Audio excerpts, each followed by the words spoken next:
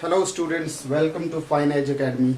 आज हम अब बाकी के आगे के क्वेश्चंस जो क्वाड्रेटिक इक्वेशन के हैं उनको आगे करेंगे। उससे पहले अगर आप मेरे चैनल पर नए हो तो वीडियो को लाइक करेंगे, सब्सक्राइब करेंगे और शेयर करेंगे। बेल आइकन पे भी प्रेस करेंगे ताकि कोई भी मैं आगे की जितने भी वीडियोस बनाऊंगा आपको उसका नोटिफिकेशन आता रहेगा। राइट, ठीक है। तो ज़्यादा टाइम ना लेते हुए क्वेश्चन को शुरू करते हैं। ठीक है, ये एज प्रॉब्लम का क्वेश्चन है। एज प्रॉब्लम के क्वेश्चन में जो मैंने पिछला क्वेश्चन कराया था, मैंने आपको उसमें भी बताया था कि जब भी आपको एज प्रॉब्लम का क्वेश्चन आता है उसमें आपसे ये बोला जाएगा प्रेजेंट एज है, उसके 4 साल 5 साल बाद की एज, और 4 साल 5 साल या नंबर ऑफ ईयर्स बोला जाएगा उसके पहले की एज का कुछ ना कुछ कॉम्बिनेशन दे रखा होगा। ठीक है, तो उसी के बीच में रिलेशन कुछ ना कुछ बता रखा होगा। जैसे 5 साल पहले की जो एज थी वो 3 साल बाद वाली एज से इतने गुना है, इतने मल्टीपल है या इतने ज्यादा, कुछ काइंड ऑफ इसी तरह की ही चीजें होती है इस क्वेश्चन में। ठीक है, और कुछ नहीं होता है। ठीक है, तो इस क्वेश्चन को भी अगर हम पढ़ते हैं तो उसमें क्या लिखा है, the sum of reciprocal of Rahman's age in years 3 years ago, यानी 3 साल पहले रहमान की एज, और 5 years फ्रॉम नाउ इज 1/3। यानी अगर मैं 3 साल पहले की एज को लूं, ठीक है, और 5 साल अब से बाद की एज को लूं, तो उन दोनों की एज का जो रेसिप्रोकल है वो 1/3 है। ठीक है, और उसकी प्रेजेंट एज निकालनी है। अब देखते हैं, तो हमेशा एज प्रॉब्लम में हम प्रेजेंट एज को मान के चलते हैं। वैसे भी हो सकता है, ठीक है, दूसरे तरीके से, बट ऐसे नहीं करना है। ठीक है, आपको प्रेजेंट एज को ही मान के चलना है। Let the present age be x. अभी की एज को हम x ईयर्स मान लेते हैं। ठीक है, फिर क्या बोला है, अकॉर्डिंग टू क्वेश्चन हमें बोला है 3 साल पहले उसकी जो भी एज रही होगी, तो हम 3 साल पहले की बात अगर करेंगे तो कोई भी होगा उसके 3 साल तो माइनस होंगे एज में। तो अभी उसकी एज अगर x है तो 3 साल बाद क्या रहे, 3 साल पहले क्या एज होगी, x - 3। ओके, तो एज 3 years अगो, 3 साल पहले अभी की एज x है, उसमें से 3 माइनस कर दो, ये रही होगी उसकी एज।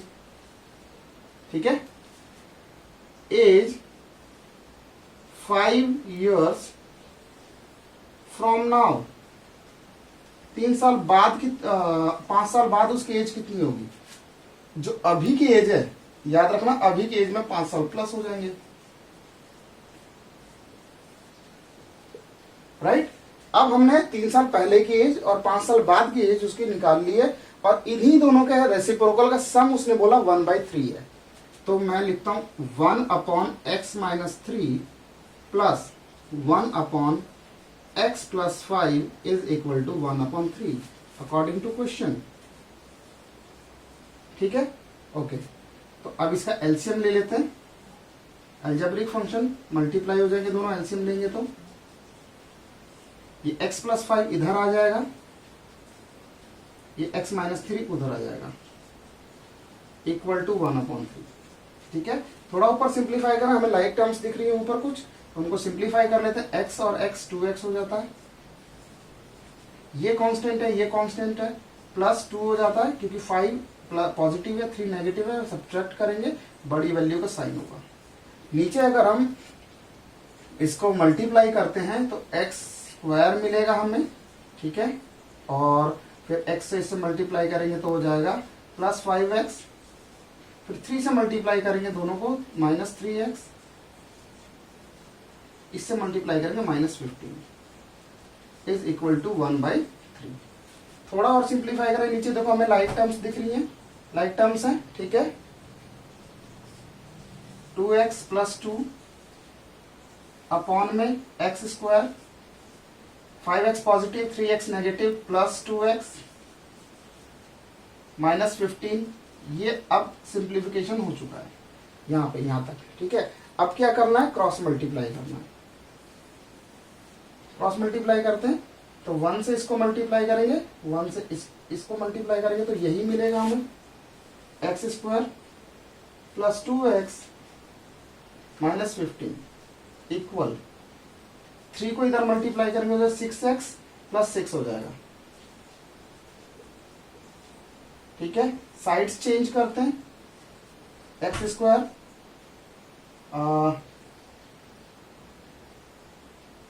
प्लस 2x माइनस 15, ये 6x इधर आके माइनस हो जाता है, ये 6 भी इधर आके माइनस हो जाता है। अब देखो लाइक टर्म्स कौन कौन सी, एक्स स्क्वायर का स्क्वायर वाला तो कोई है ही नहीं, ये दोनों लाइक टर्म है, एक नेगेटिव एक पॉजिटिव, सब्ट्रैक्ट करेंगे, 4x बड़ी वैल्यू का साइन, ये देखो लाइक टर्म से दोनों कांस्टेंट है, तो 15 और भी नेगेटिव है, 6 भी नेगेटिव है, दोनों ऐड हो जाएगा तो हो जाएगा 21 0। ठीक है, क्वाड्रेटिक इक्वेशन हमारी बनके तैयार है, बस इसे सॉल्व करना है। ठीक है, तो इसमें देखेंगे कि हमें 21 के फैक्टर चाहिए, जिनको कि हम दो फैक्टर चाहिए, दो नंबर चाहिए जिनको कि हम अगर मल्टीप्लाई करते हैं तो 21 आता है, राइट, और उसको हम माइनस करते हैं तो, क्योंकि हम माइनस का साइन है, उसको हम माइनस करते हैं तो हमें क्या मिलता है, 4 मिलता है। तो 7 3 जा 21, 7 में से 3 माइनस होता है 4 हो जाता है। ठीक है, x square minus 7x plus 3x minus 21 equals to 0। यहाँ देखो x कॉमन है, x ले लेते हैं कॉमन, यहाँ क्या कॉमन है, 3 से ए भी डिविजिबल, 3 से ए भी डिविजिबल, तो 3 कॉमन हुआ, x माइनस 7। अब x माइनस 7 को कॉमन निकाल लेते हैं और यहां से बचता है x प्लस 3 इक्वल्स टू 0। ठीक है, दोनों को 0 से इक्वेट करते हैं, x minus 7 equal to 0, x की वैल्यू हो जाती है 7, यहाँ पे x प्लस 3 इक्वल टू 0, यहाँ पे x की वैल्यू हो जाती है माइनस 3। अब माइनस 3 तो नहीं ले सकते ना, क्यों नहीं ले सकते, क्योंकि एज कभी नेगेटिव कैसे होगी, एज तो नेगेटिव हो ही नहीं सकती, तो ये हम नॉट पॉसिबल लिखेंगे। ठीक है, बट ये तो सही आया हमारा, तो यानी रहमान की जो प्रेजेंटेज हो गई। ठीक है स्टूडेंट्स, अब चलते हैं हम अगले क्वेश्चन पे, क्वेश्चन नंबर 7 पे 4.3 के, जहां पे कि हमें दो नंबर्स के बारे में बताया गया है। बोला है कि the difference of square of two numbers is 180। वो जो दोनों नंबर हैं उनके स्क्वायर का डिफरेंस जो है 180 है। The square of smaller number is 8 times of the larger number. ठीक है, तो यहां पे हम थोड़ा सा डिफरेंट तरीके से करेंगे इस क्वेश्चन को। Let the larger number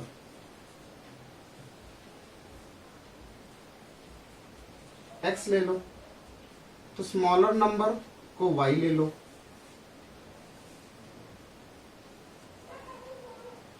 x और y लेके कर रहे हैं, ऐसे 2 वेरिएबल में जाएगा नहीं, 1 वेरिएबल में ये क्वेश्चन सॉल्व होगा। ठीक है, क्योंकि क्वाड्रेटिक इक्वेशन 1 वेरिएबल में कर रही है। ओके, ठीक है, अब हमारी जो दूसरी वाली स्टेटमेंट है, जरा इसको देखते हैं क्या लिखा है। The square of smaller number is 8 times of the larger number. ठीक है, तो जो स्मॉलर नंबर है अकॉर्डिंग टू क्वेश्चन, ठीक है, जो स्मॉलर नंबर है यानी जो y है उसका स्क्वायर जो है वो क्या है, 8 टाइम्स ऑफ लार्जर नंबर, यही तो बोला है। The square of smaller number is मतलब equal to 8 times of the larger number, यही तो लिखा है मैंने। ठीक है, ओके, अब हम पहली स्टेटमेंट पे जाते हैं। पहली स्टेटमेंट क्या कहती है, the difference of square of two number is 180। तो दोनों के स्क्वायर का डिफरेंस 180 है, मतलब पहले लार्जर को लिखेंगे, minus Y square is equal to 180, right. Larger का स्क्वायर माइनस स्मॉलर का स्क्वायर इज इक्वल टू 180, यही हमारी पहली स्टेटमेंट कहती है कि the difference of square of two number is 180। ठीक है, अब इस y स्क्वायर को मैं 8x से रिप्लेस कर सकता हूं, कर लेते हैं फिर। एक्स स्क्वायर माइनस 8x, क्योंकि पूरे y स्क्वायर की वैल्यू 8x है, इज इक्वल टू 180। इक्वेशन बन जाती है हमारी क्वाड्रेटिक यहाँ पे, माइनस 180 इक्वल्स टू 0। ठीक है, अब 180 के हमें ऐसे फैक्टर ढूंढने हैं, वो दो फैक्टर जिनको मल्टीप्लाई करें तो 180 आता है, बट अगर माइनस करें, क्योंकि यहाँ माइनस का साइन है, माइनस करें तो वो कितना होना चाहिए, 8 होना चाहिए। ठीक है, तो 18 10 जा 180 होता है, और 18 में से 10 माइनस करो तो 8 आता है। X square minus 18x plus 10x। देखो मैंने, क्योंकि मुझे माइनस में वैल्यू चाहिए थी तो बड़ी वैल्यू को मैंने नेगेटिव रखा हुआ है, माइनस 180 इक्वल्स टू 0। यहां से x कॉमन लेंगे, x माइनस 18 बचता है, और यहां से 10 कॉमन लेंगे तो भी यहां से x माइनस 18 ही बचता है। ठीक है, अब x माइनस 18 को कॉमन निकाल लेते हैं यहां से, तो यहां से x प्लस 10 आ गया इक्वल्स टू 0, क्योंकि यहां से x बचा और यहां से 10 बच गया। ये फैक्टर्स हो गए यहाँ पे क्वाड्रेटिक इक्वेशन के। ठीक है, 0 से इक्वेट करके देखते हैं। x minus 18 is equal to 0। ठीक है, x इज इक्वल टू कितना हो गया 18। ठीक है, ओके। दूसरा मेरे को मिलता है कि x plus 10 equal to 0, x equal to minus 10। Negative वाले को छोड़ देंगे, इसको लेके चलते हैं। अगर मेरा ये नंबर है, ठीक है, एक नंबर जो लार्जर नंबर 18 है, तो स्मॉलर नंबर मुझे चाहिए होगा। स्मॉलर नंबर के मेरे पास स्टेटमेंट ये लिखी हुई है, तो मुझे पता है कि y square is equal to 8x। x की वैल्यू तो हमारी क्या है, 18। y square is equal to 18 into 8। ठीक है, तो इसको मल्टीप्लाई मत करना, स्क्वायर उधर जाके अंडर रूट बन जाएगा। 18 इंटू 8, क्योंकि मल्टीप्लाई करोगे फिर उसके बाद फैक्टर करोगे। इसको लिख सकते हैं 3 इंटू 3 इंटू 2 18 को, और 8 को लिख सकते हैं 2 इंटू 2 इंटू 2। देखो 2 का सेट ये बना, 2 का सेट ये बना, 2 का सेट बना, निकल गया बाहर। तो y आ गया हमारे पास 3 3 निकल गया यहाँ से, एक 2 निकल गया और एक और 2 निकल गया, तो y आ गया 12। यानी जो इसमें हाँ लार्जर नंबर जो आया 18 आया, और स्मॉलर नंबर जो आया वो 12 आ जाता है। ठीक है, इसको क्यों नहीं रख सकते, क्योंकि जैसे ही यहाँ नेगेटिव लोगे, ठीक है, ये भी मैं रीजन बता देता हूं। ठीक है, यहाँ पे अगर y square is equal to 8 into minus 10 लोगे तो आ जाएगा y square is equal to minus 80 square, उधर जाके रूट बनेगा, तो नेगेटिव में 80 जाता है। तो ये 10th क्लास के सिलेबस का पार्ट नहीं है, ये हमारा 11th में है, कॉम्प्लेक्स नंबर पढ़ते हैं। तो यहाँ पे इसलिए मैंने यहाँ पे नॉट पॉसिबल लिख दिया था, क्योंकि रीजन जानना चाहिए हमें कि क्यों नॉट पॉसिबल लिख रहे हैं। यहाँ पे अप टू 10th क्लास के लिए नॉट पॉसिबल है। ठीक है, तो इस क्वेश्चन को कॉपी कर लेंगे, अगले क्वेश्चन की तरफ बढ़ते हैं। एज वो निकल गई 7 इयर्स। Question complete. अगले क्वेश्चन पे चलते हैं। ये एक ट्रेन और टाइम एंड स्पीड वाला प्रॉब्लम है। ठीक है, इसमें क्या होता है, मैंने आपको पहले भी इसमें बताया है कि कभी भी स्पीड टाइम एंड डिस्टेंस वाला आपका जो क्वेश्चन आएगा, उसमें आपको हमेशा सिर्फ एक ही तरह की चीज बताएंगे कि कोई एक ट्रेन है या एक बस है, कुछ भी है, उसकी एक स्पीड बताएंगे कि एक नॉर्मल स्पीड है, उससे जाने में कुछ पर्टिकुलर टाइम लगता है, वो टाइम नहीं पता हमको। फिर बताएंगे, चाहे दूसरा वो क्वेश्चन में क्या बताएंगे कि या तो स्पीड बढ़ा देंगे या तो स्पीड को घटा देंगे, और बता देंगे इतना टाइम कम लगता है, इतना टाइम ज्यादा लगता है। आप जितने भी क्वेश्चन उठा के देखोगे 90% आपको क्वेश्चन इसी तरीके के मिलेंगे। तो बस टाइम के रिस्पेक्ट में आप अगर टाइम दोनों सिनेरियो में निकाल लेते हो, टाइम के रिस्पेक्ट में आप करोगे तो आपका क्वेश्चन बहुत आसानी से सॉल्व हो जाएगा, अगर आप कोई कैलकुलेशन मिस्टेक नहीं करते हो तो। ठीक है, तो हम शुरू करते हैं question. A train travels 360 kilometre at a uniform speed. एक यूनिफॉर्म स्पीड से चलती है जो कि हमें नहीं पता है। ठीक है, और 360 किलोमीटर का डिस्टेंस ट्रेवल करना है तो कुछ पर्टिकुलर टाइम लगता ही होगा 360 किलोमीटर जाने में। अब इसके बाद क्या है, if the speed had been 5 kilometre more, अगर स्पीड 5 किलोमीटर और ज्यादा होती पर आवर की, ठीक है, तो क्या होता, it would have been taken 1 hour less for the same journey, कि वो उसी जर्नी को ट्रेवल करने के लिए 1 घंटा और उसने कम लिया होता। ठीक है, तो 2 सिनेरियो होगा ना इसके अंदर। पहला सिनेरियो क्या हुआ कि नॉर्मल स्पीड से चल रही थी तो कुछ पर्टिकुलर टाइम लगा, उसी डिस्टेंस को अगर हम स्पीड बढ़ा के, जो कि 5 किलोमीटर पर आवर की स्पीड बढ़ाई गई है, स्पीड बढ़ा के अगर हम ट्रैवल करते हैं तो उसी डिस्टेंस को ट्रैवल करने में 1 घंटा हमें कम लगेगा। ये बिल्कुल नॉर्मल सी बात है, नॉर्मल लाइफ में भी हम जानते हैं कि कभी भी स्पीड बढ़ा देंगे तो टाइम कम लगेगा। तो कितना कम लगता है, 1 घंटा कम लगता है। तो क्वेश्चन का लॉजिक आप समझ गए होंगे। अब इसको सॉल्व करना शुरू करते हैं।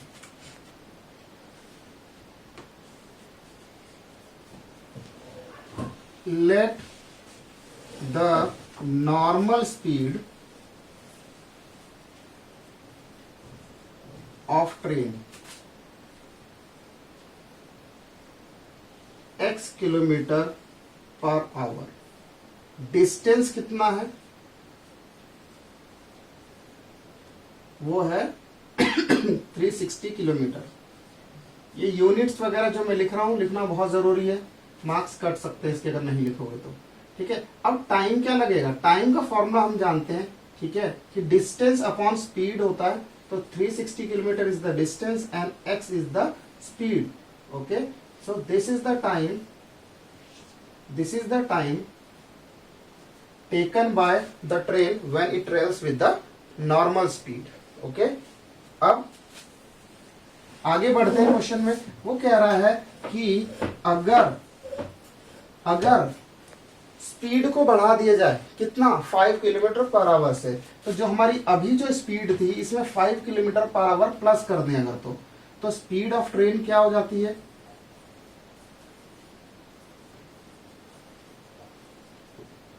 x plus 5 kilometre per hour से बढ़ जाती है। डिस्टेंस आप देखोगे वो सेम जर्नी की बात कर रहा है, डिस्टेंस सेम ही है 360 किलोमीटर, राइट। तो टाइम क्या लगेगा? टाइम वही लगेगा, distance means 360 upon speed that is x plus 5 hour. इतना टाइम लग जाता है, राइट। अब हमने दोनों सिनेरियो का टाइम निकाल लिया। ये टाइम लग रहा है जो नॉर्मल स्पीड से है और ये टाइम बढ़ी हुई स्पीड से है, तो ऑब्वियस सी बात है यहाँ पे टाइम ज्यादा लग रहा है, यहाँ पे टाइम कम लग रहा है, और वो डिफरेंस कितना है? 1 आवर का है। तो यही तो करना है।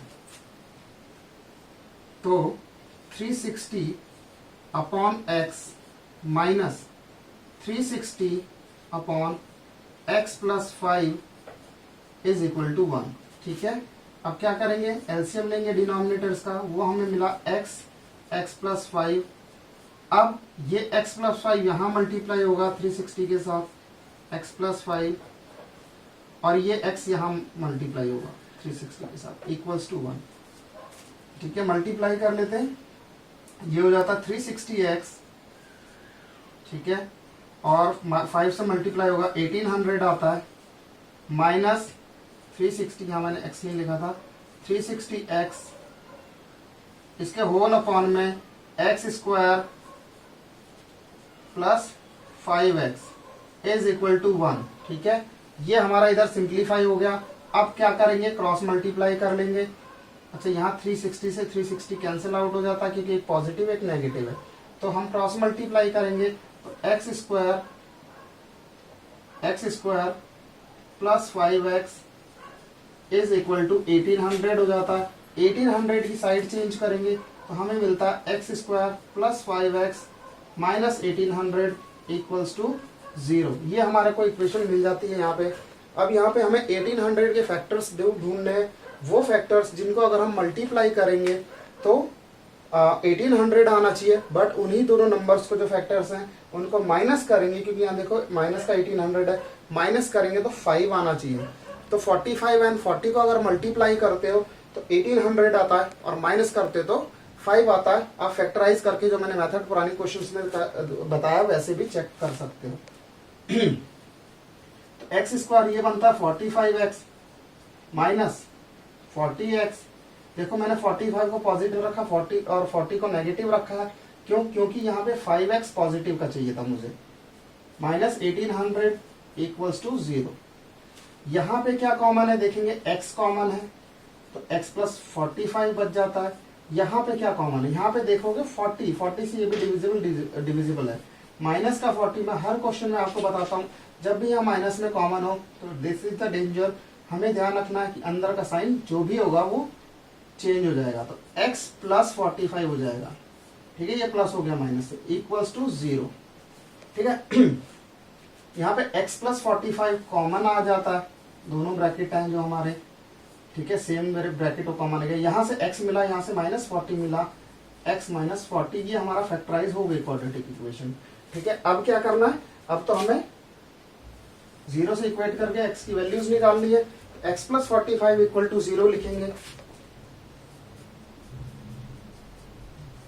x की वैल्यू आ गई -45 जो कि पॉसिबल नहीं है। क्यों पॉसिबल नहीं है? कि स्पीड कभी भी नेगेटिव नहीं हो सकती, यहाँ पे लिखना होगा आपको एग्जाम में, नॉट पॉसिबल। ठीक है, x - 40 = 0, x की वैल्यू आ गई 40, ये तो पॉसिबल है। ठीक है, तो स्पीड कितनी हो गई ट्रेन की?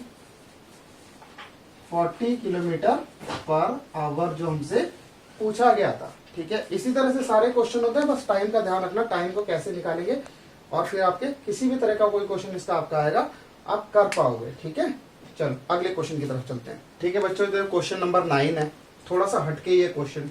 ठीक है, थोड़ा ध्यान से समझेंगे क्वेश्चन को। ठीक है तो क्या दिया हुआ है, 2 वाटर टैप, 2 नल हैं, together can fill the water tank in 9:3 by 8 hours, इतने घंटे में दोनों मिल के भर देते हैं उस वाटर एक टैंक को। The tap of the larger diameter, क्योंकि एक टैप है उसका डायमीटर, एक का टैप का बड़ा डायमीटर होगा, एक का छोटा डायमीटर होगा, तो जो बड़े डायमीटर वाला टैप है वो जो टैंक को भर अकेले अगर भरा जाए उससे तो 10 घंटे कम लेता है। ठीक है, ये दिया हुआ है। ठीक है, और आगे क्या पूछा हमसे, find the time in which each tap can fill the tank separately, कि दोनों जो नलके हैं, जो टैप हैं, उससे अगर हम अलग अलग उससे भरे टैंक को तो कितना टाइम दोनों को लगता है। तो हमारी जो ये वाली लाइन है, यहां से हमारा सॉल्यूशन शुरू होता है। ठीक है तो करते हैं कि लेट द टाइम टेकन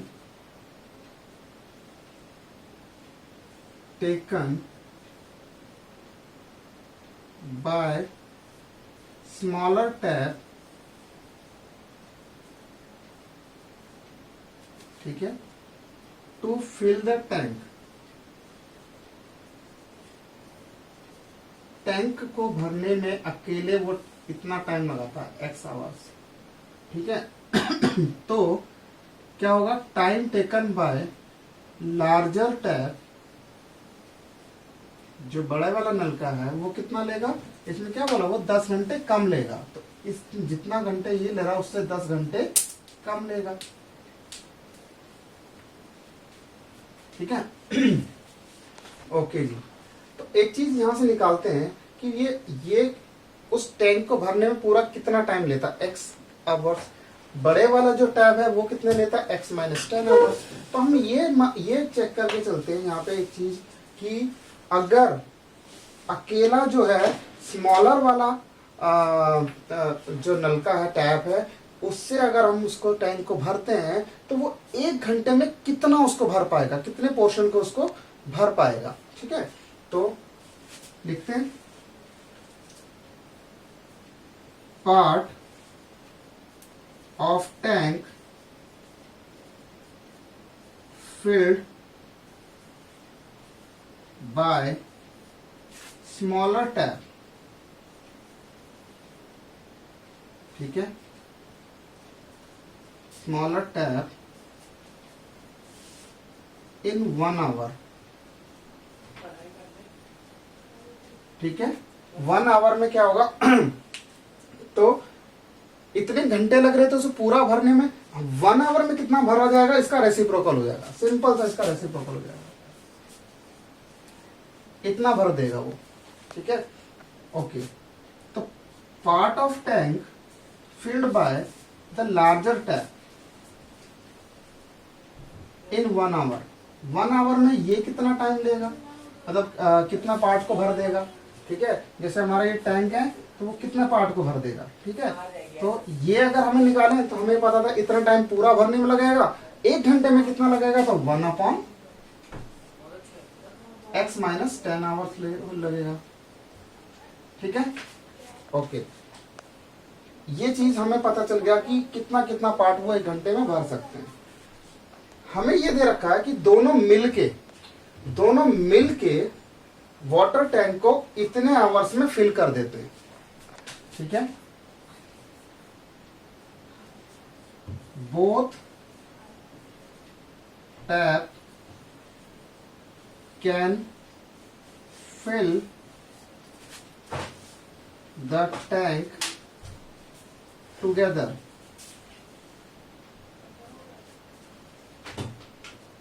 कितने घंटे में? 9:3/8।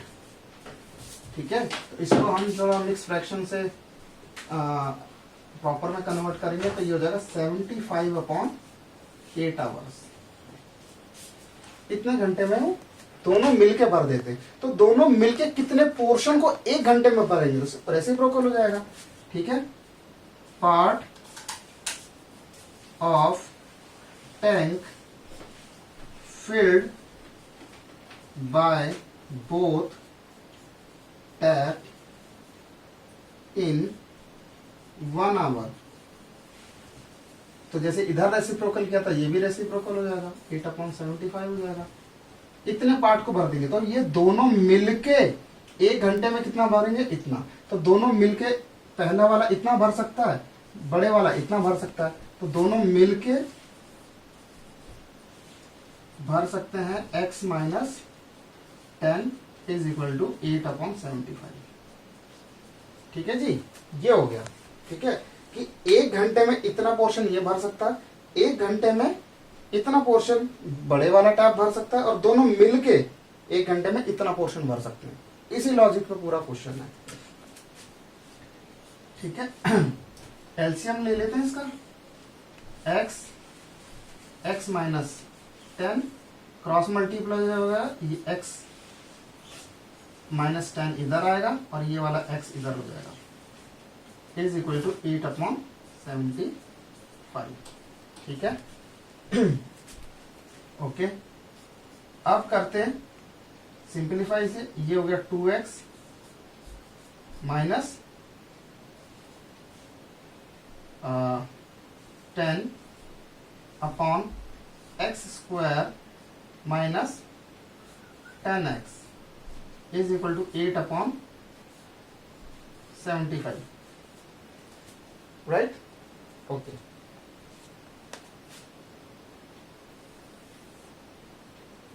अब देखो कि यहाँ पे 2 कॉमन है और यहाँ पे ऊपर में सब में 2 कॉमन है, ऊपर में। ठीक है, तो यहाँ से मैं 2 कॉमन अगर ले लेता हूं तो यहाँ से बचा x - 5 होल अपॉन में x² minus 10x is equal to 8/75। अब ये 2 को अगर मैं यहां से हटाऊंगा तो नीचे जाएगा, यहाँ पे लिखा जाएगा 2 और इसको 8 को कैंसिल कर देगा। तो एक स्टेप बढ़ाने के बजाय मैं यही कैंसिल कर देता हूँ, 4। अब कर लेते हैं क्रॉस मल्टीप्लाई। ठीक है, तो 4 से इसको मल्टीप्लाई किया तो ये हो गया 4x² माइनस 10 से ये हो गया 40x। 75 से मल्टीप्लाई हुआ, 75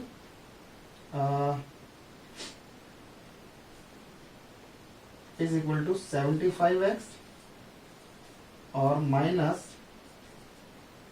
कितना हुआ 375। हाँ, ठीक है, ओके। अब साइड चेंज कर लेते हैं, 4x² minus 40x minus 75x minus 375 is equal to 0। तो क्या मिला हमें? 4x² माइनस 40x था 100। तो ये हमारे पास क्या बन गया? 4x² माइनस 40x और ये हो जाएगा 115x माइनस 375 इक्वल्स टू 0। ये क्वाड्रेटिक इक्वेशन अब हमें मिल गई। ठीक है, अब क्वाड्रेटिक इक्वेशन को सॉल्व करते हैं। ठीक है, तो हमें 375 इंटू 4, मैंने आपको शुरू में जब क्वेश्चन कराया था कैसे करा था, 375 एंड 4 को अगर मल्टीप्लाई करोगे तो हमें मिलता 1500। 1500 के हमें ऐसे फैक्टर चाहिए जिनको हम ये साइड चेंज हुआ था तो पॉजिटिव हो गया था। हाँ, जिनको हम ऐड करें हम अगर तो आए 115 और मल्टीप्लाई करें तो 1500 आएगा। 100 इंटू 15 1500 होता है और प्लस करेंगे तो 115 हमें मिल जाएगा। तो 4x² माइनस 100x माइनस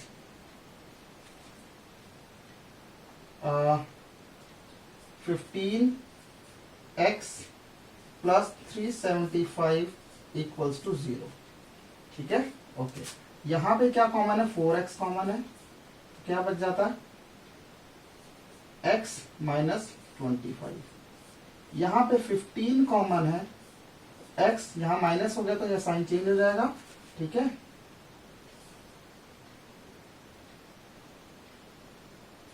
हाँ ठीक है, 25 बच जाता है, x माइनस 25 और 4x माइनस 15 इक्वल्स टू 0। अब हमारे पास दो वैल्यूज आ जाती हैं x की, x minus 25 equal to 0, x का आ गया 25। ठीक है, ओके। और यहाँ पे 4x दूसरे वाले को हम 0 के से इक्वेट करेंगे, 4x माइनस 15 इक्वल टू 0, तो 4x इक्वल टू 15 और x इक्वल टू 15 अपॉन 4 आ जाएगा ये डेसिमल में 3.75। ठीक है, ओके। अब चेक करते हैं दोनों में से आंसर कौन सा सही है, क्योंकि टाइम नेगेटिव में नहीं होगा, हम टाइम निकाल रहे थे, टाइम नेगेटिव में नहीं होगा, बट आप तो दोनों पॉजिटिव वैल्यू रही है। तो इसको चेक कर लेते हैं, पहले इसको चेक करते हैं कि ये पॉसिबल है कि छोटा जो टैप है हमने किसका माना था, x, स्मॉलर टैप का टाइम हमने x माना था, तो x इतने आवर्स लेता 3.75, और जो बड़ा वाला टैप है उससे 10 घंटे कम लेता है, तो उसमें से 10 माइनस करोगे तो नेगेटिव आएगा, जो कि पॉसिबल ही नहीं है। ठीक है, टाइम नेगेटिव कैसे आ सकता है, तो ये नॉट पॉसिबल हो जाएगा, क्योंकि जब आपको x रखोगे 3.75, चलो ये तो सही है, और ये कह रहा है कि लार्जर टैप उससे 10 घंटे कम लेता है सेपरेटली उसे फिल करने में टैंक को, तो x में से 10 माइनस करोगे तो x की वैल्यू 3.75, 10 माइनस करोगे तो नेगेटिव आएगा, तो ये टाइम जो है हम टाइम निकाल रहे हैं, टाइम नेगेटिव हो ही नहीं सकता, तो वो नॉट पॉसिबल है, ये ले लेते हैं। ठीक है, तो यहां पे मैं आंसर बना रहा हूं, जो स्मॉलर टैप है वो टाइम लेगा 25 आवर्स, 25 आवर्स, और जो लार्जर टैब है 25 माइनस 10, ये x माइनस 10 था, वो लेगा 15 आवर्स सेपरेटली उस टैंक को फिल करने में। तो इस तरीके से ये क्वेश्चन हो जाता है कंप्लीट। ठीक है, इसको कॉपी कर लेंगे, अगली वीडियो में मिलते हैं। ठीक है, तब तक के लिए थैंक यू सो मच। बाकी के थोड़े से क्वेश्चन रह गए इस एक्सरसाइज के, सिर्फ 3 या 4 क्वेश्चन रह गए मेरे ख्याल से, इस एक्सरसाइज में 3 क्वेश्चन रह गए हैं और 2 या 3 क्वेश्चन हमारी अगली एक्सरसाइज में। इन टोटल 4 या 5 क्वेश्चन है, एक और वीडियो और हमारा जो क्वाड्रेटिक इक्वेशन का सारे क्वेश्चंस हो जाएंगे। मैं आपको एक्स्ट्रा क्वेश्चंस भी कराऊंगा, बट पहले सारी एनसीईआरटी हमें सारे चैप्टर्स की खत्म करनी है। ठीक है, तो thank you so much, thank you for watching guys.